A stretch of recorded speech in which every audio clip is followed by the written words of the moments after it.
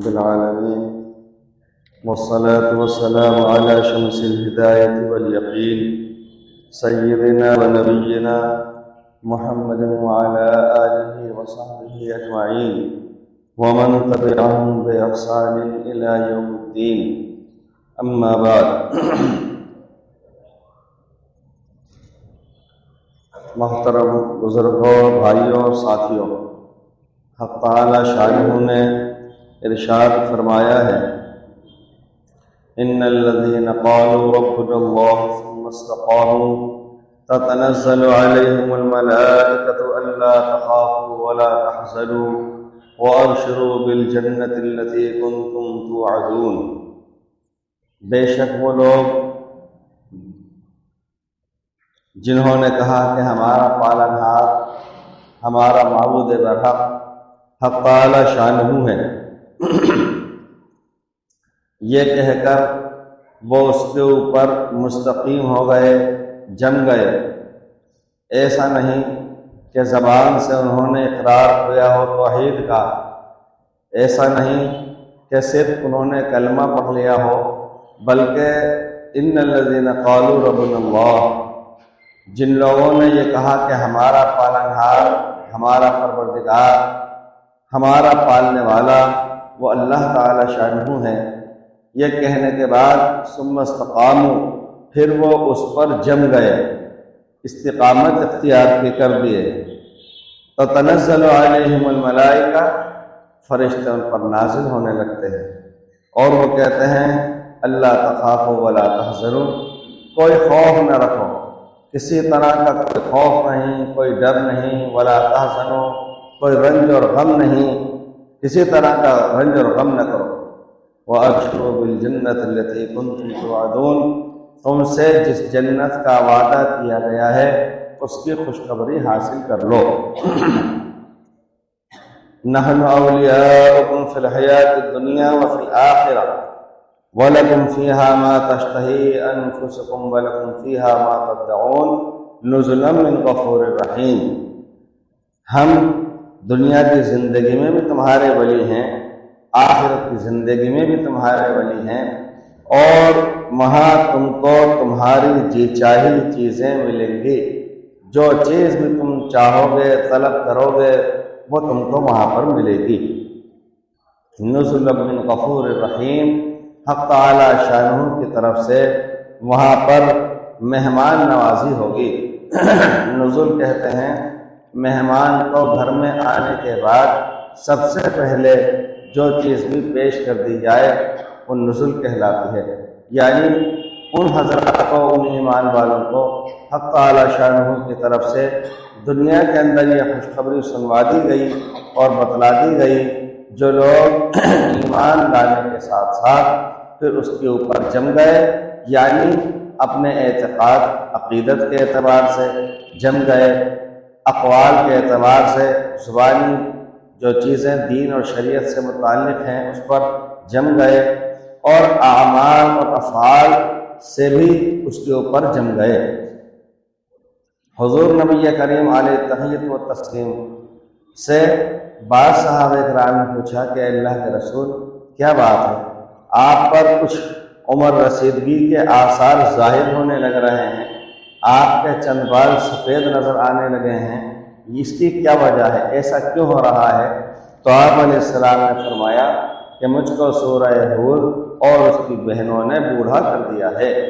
چونکہ سورہ ہود میں یہ بات فرمائی گئی فاستقم کما امرت، سورہ شورى میں یہ بات فرمائی گئی استقم کما امرت، اے نبی جی جس طرح آپ کو حکم دیا گیا ہے اس کے مطابق آپ جم جائیے، استقامت اختیار کیجیے۔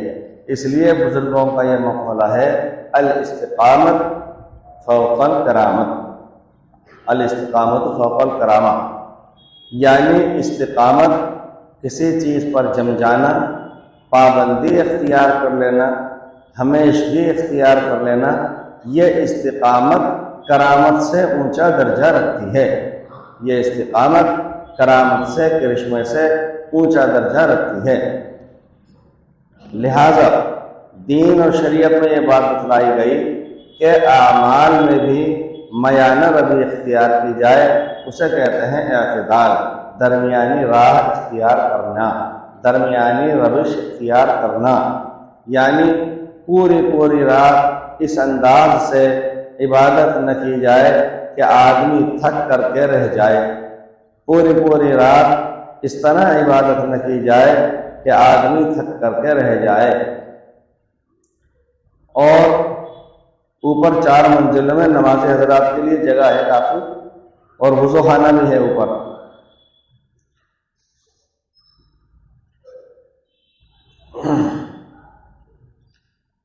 تو استقامت سے متعلق یہ بات بتلائی گئی کہ جم جانا، ہمیشگی اختیار کر لینا، پابندی اختیار کر لینا، یہ بہت بڑا عمل ہے۔ استقامت اختیار کرنا چاہیے۔ تو ایسے عبادت سے روکا گیا جس کے اندر آدمی تھک کر کے رہ جائے۔ چنانچہ حضرت عمر فاروق رضی اللہ تعالیٰ عنہ کا واقعہ ہے کہ انہوں نے سلیمان نامی شخص کو جب دیکھا کہ وہ فجر کی نماز میں نہیں ہیں، اور جب انہوں نے ان کی والدہ سے معلوم کیا تو بتلایا گیا کہ پوری رات عبادت کے اندر مصروف رہا، اس وجہ سے وہ فجر کے اندر آنکھ نہ کھل سکی۔ تو ساری رات عبادت کرنے سے بہتر ہے، ساری رات نفلیں ادا کرنے سے بہتر ہے کہ آدمی فجر کی نماز جو فرض ہے، جس کا میدان محشر میں حساب ہوگا، سوال ہوگا، اس کی ادائیگی کرے۔ یہ ہے استقامت۔ رمضان المبارک کے اندر ہم اور آپ ماحول کے اثر سے پابندی اختیار کرتے ہیں، اور الحمدللہ بہت سے حضرات بہت زیادہ محنت اور کوشش اور جافشانی کرتے ہیں، یہاں تک کہ مساجد کھچا کھچ بھر جاتی ہیں۔ نوافل کا بھی اہتمام ہوتا ہے، سنن کا بھی اہتمام ہوتا ہے، فرائض کا تو بے شک رہتا ہی ہے، لیکن اصل یہ ہے کہ انسان پوری زندگی اللہ تعالی شانہ کے احکامات اور اوامر پر کاربند رہے، یعنی جمع ہوا رہے پابندی کے ساتھ پورے۔ اور ایسے روزے رکھنے سے بھی منع کیا گیا ہے جس سے کہ انسان دیگر فرائض اور احکامات شرعیہ میں تھک کر کے رہ جائے۔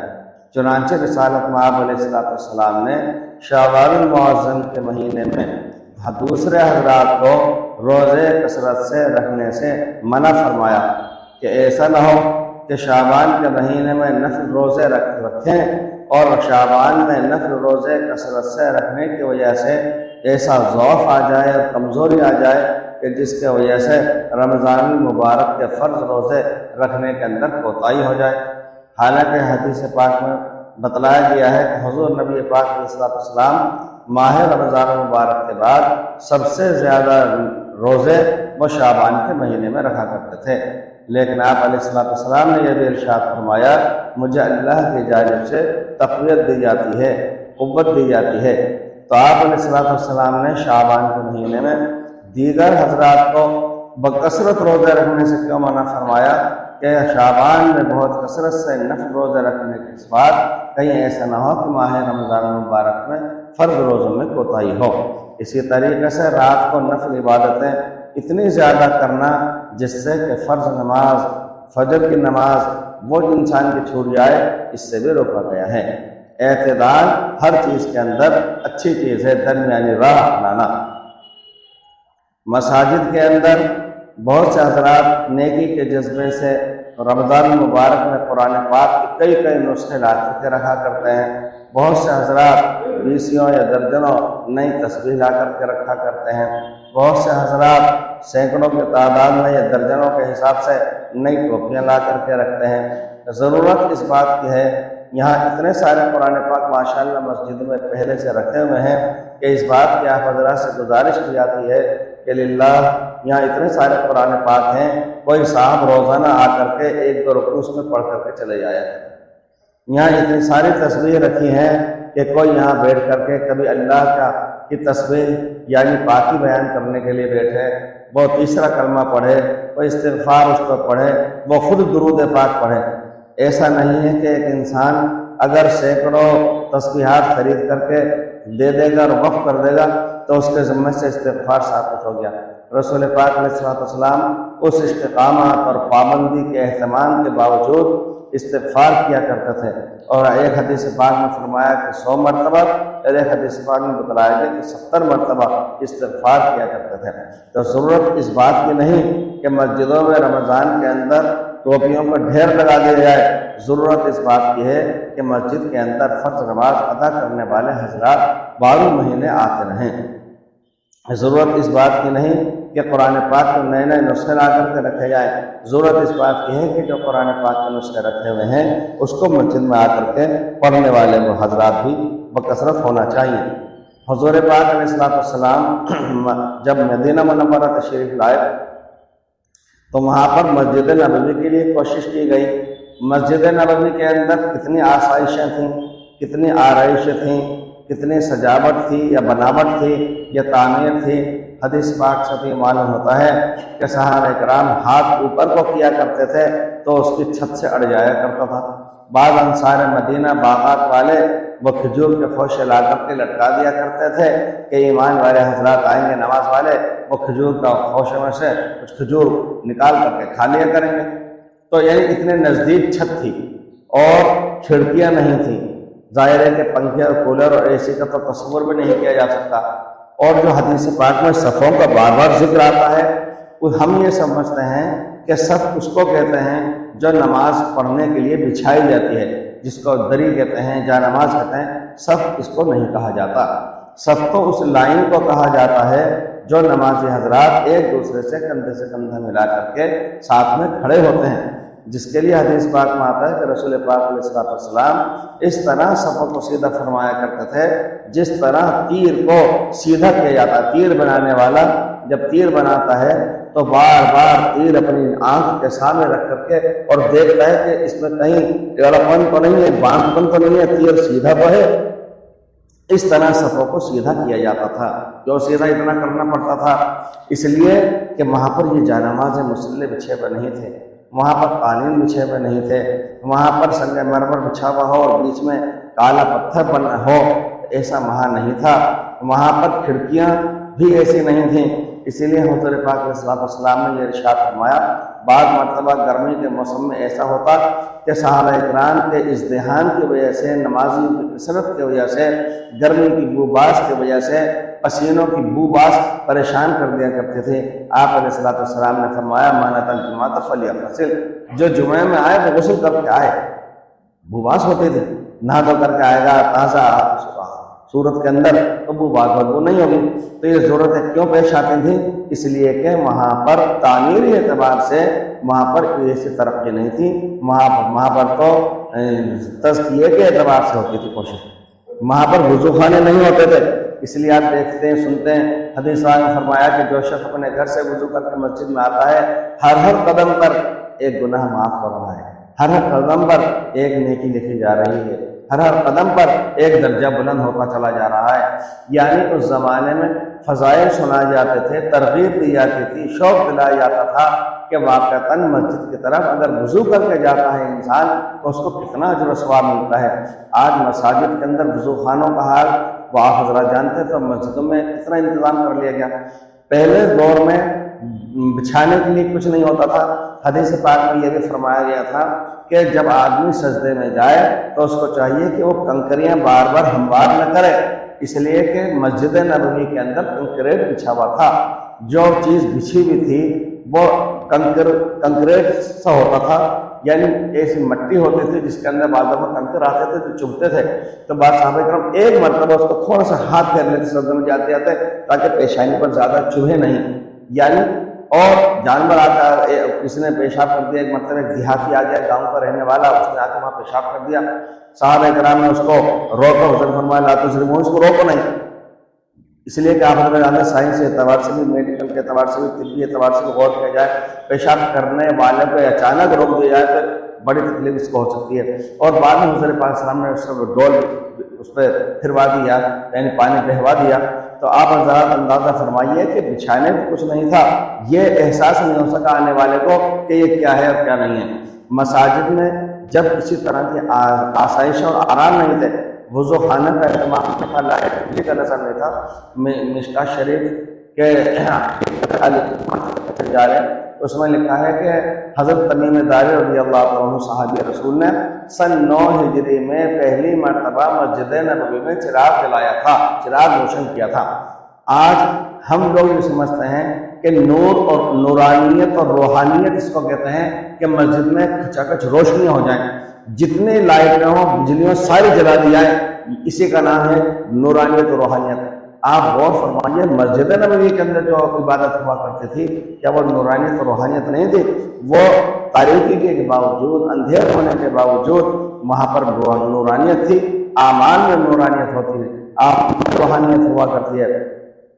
اور بہت سے ہمارے بھائی اور ساتھی، بہت سے نمازی حضرات وہ آتے ہیں، یہ تو بہت سے کو پریکٹس ہے کہ آتے ہی وہ بٹن دبانا شروع کر دیتے ہیں، لائٹ کے بٹن، بجلی۔ اتفاق کی بات ہے کہ جہاں پر 5 بٹن ہوتے ہیں وہاں پر 8-10 مرتبہ بٹن دبانے اور بند کرنے کی آوازیں آتی ہیں۔ یہ بھی ایک حیرت کی بات ہے۔ پھر یہ بھی ایک تعجب کی بات ہے کہ اپنے گھر میں اور دکان میں کوئی بٹن بند کرنا نہیں بولتا، لائٹ بند کرنا نہیں بولتا، مسجد کے اندر سبھی بھول جاتے ہیں۔ پھر یہ بھی ایک حیرت کی بات ہے کہ چالو کرنے کا حق تو ہر ایک کو ہے اور بند کرنے کا حق کسی کو بھی نہیں ہے کسی وقت۔ تو ایسا نہیں ہونا چاہیے۔ تو مسجد کے اعمال، وہ مسجد نورانی بنتی ہے ماحول سے،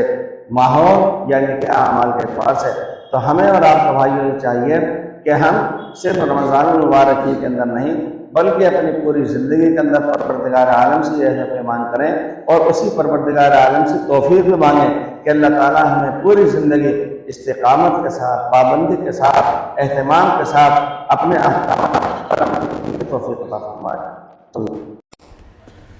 Thanks for watching. Don't forget to like, comment, share and subscribe to Al Wahid channel.